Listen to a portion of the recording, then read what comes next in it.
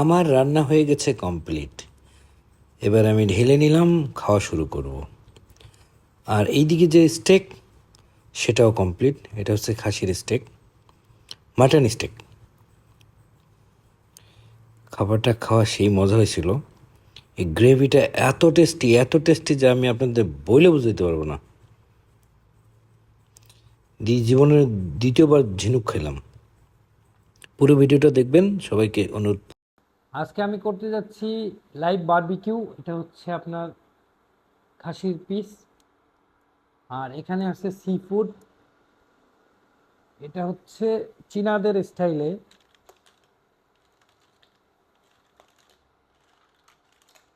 বাঙালি মানুষ আসলে এগুলা করলে সবাই তো বুঝবে না, একমাত্র যারা এগুলো খায় তারাই বুঝতে পারবে। এগুলো ছিল ঝিনুক, আর এগুলো হচ্ছে কাঁকড়া।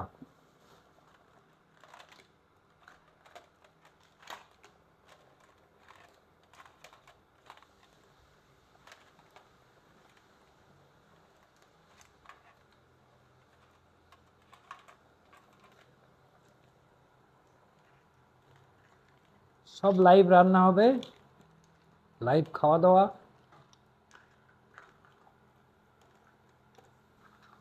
এইদিকে কাঁকড়াটা হইতে থাক।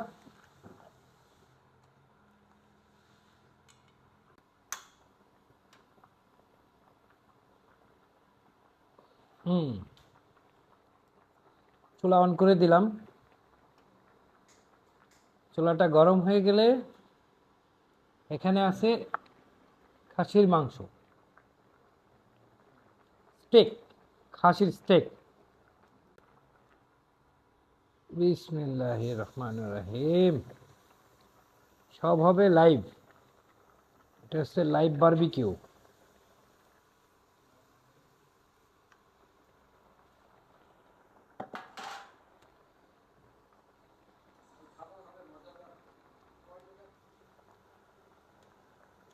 রান্না করতে বেশি সময় লাগে না, তবে ঝিনুকগুলো খেতে সেই মজা।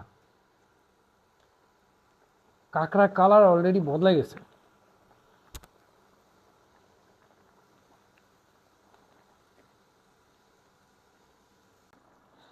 এই যে এখানে স্টেক দিতে না দিতেই এর ভিতরে যে চর্বিগুলো আছে গলতে শুরু করছে, দেখছেন?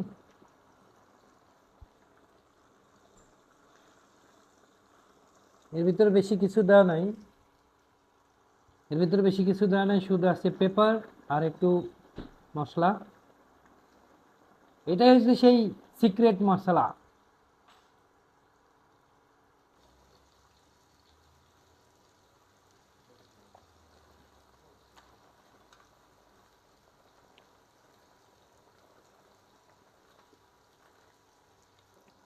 এক পিঠ প্রায় হওয়া হওয়া ভাব। এই দেখেন, পিঠটাও তো প্রায় হওয়া হওয়া ভাব। উয়াহ! ভিআইপি রান্না করা, দেখছেন? শুধু ফ্যাট। আসলে আমার ফ্যাট বেশি ভালো লাগে, আমি কি করব বলেন তিনি। চর্বি না খেলে তো আমার ভালো লাগে না। আর এইদিকে কাঁকড়া এবং ঝিনুকের কি অবস্থা। এই যে সেই ঝিনুক।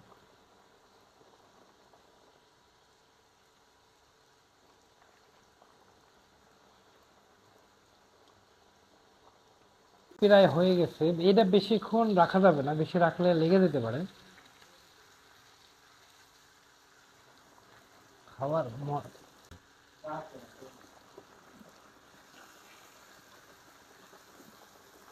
ওয়াহ! সেই মজাদার খাবারের রেসিপি চলতেছে বারবিকিউ। এক হচ্ছে বারবিকিউ, আরেক হচ্ছে স্যুপ। প্রায় সিদ্ধ হয়ে গেছে, আর বেশিক্ষণ লাগবে না আশাবাদী। হুম,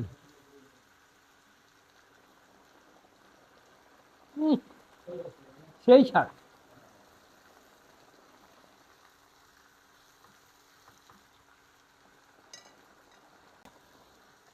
রান্না হচ্ছে একটা শিল্প। এটা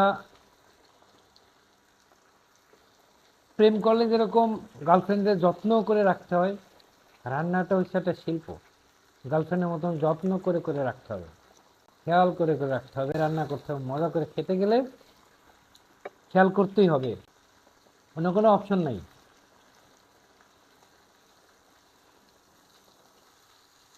আমার ক্যামেরাম্যানের ভড়ি পুড়ে গেছে গরম তেল লেগে।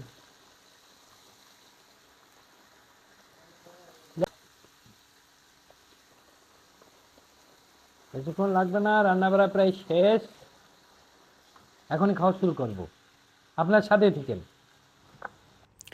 আমার রান্না হয়ে গেছে কমপ্লিট, ঢেলে দিলাম প্লেটে। এবার আমার কাজ হচ্ছে বসে খাওয়া। অনেক সময় ধরে আমি রান্নাটা করলাম,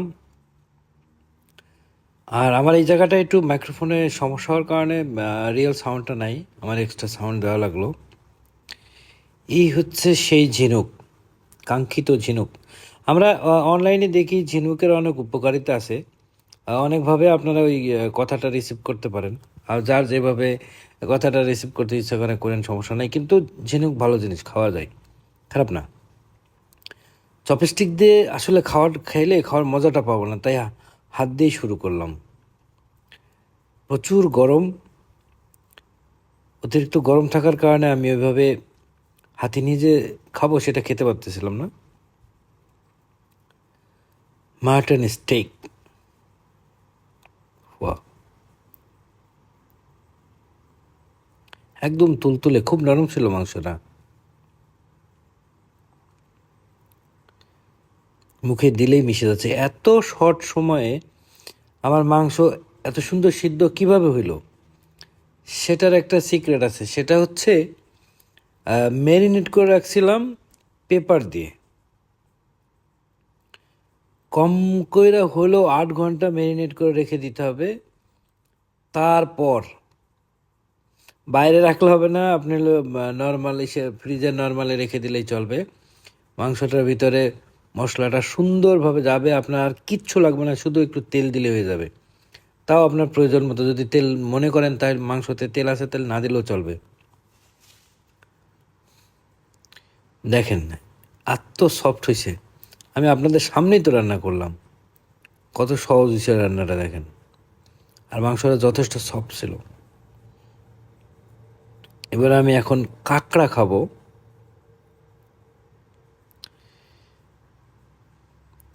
কাঁকড়া ঝিনুক দিয়ে। তবে বিশেষ দ্রষ্টব্য, যারা আমার মতন এরকম কাঁকড়া ঝিনুক খেতে চান, সি ফুড খেতে চান, তারা আগে কনফার্ম হবেন আপনার অ্যালার্জি আছে কি না। আমার কি পরিমাণ অ্যালার্জি ওই ঝিনুক খাওয়ার পরের দিন আমি টের পাইছিলাম। আমার 2 হাত ফুলে গেছিলো, বহুত ভয়াবহ অবস্থা। আমি ইন ফিউচারে আর কখনো ঝিনুক খেতে পারবো কিনা আমি জানি না।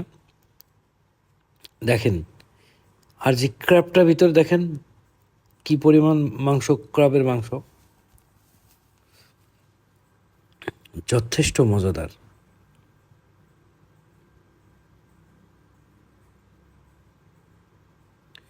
সেই স্বাদের একটা খাবার। এটা গ্রেভিটা এত টেস্টি ছিল, এত টেস্টি, মানে আপনাদের বলে বুঝতে পারবো না। যদি না খেলে আপনার বুঝতে পারেন এটা গ্রেভিটা কত স্বাদ হয়েছিল, অনেক স্বাদ হয়েছিল। এই হচ্ছে সেই ঝিনুক, কাঙ্ক্ষিত ঝিনুক। ঝিনুকের ভিতরে একটা টুইস্ট আছে, ভিতরে কিন্তু বালি থাকে।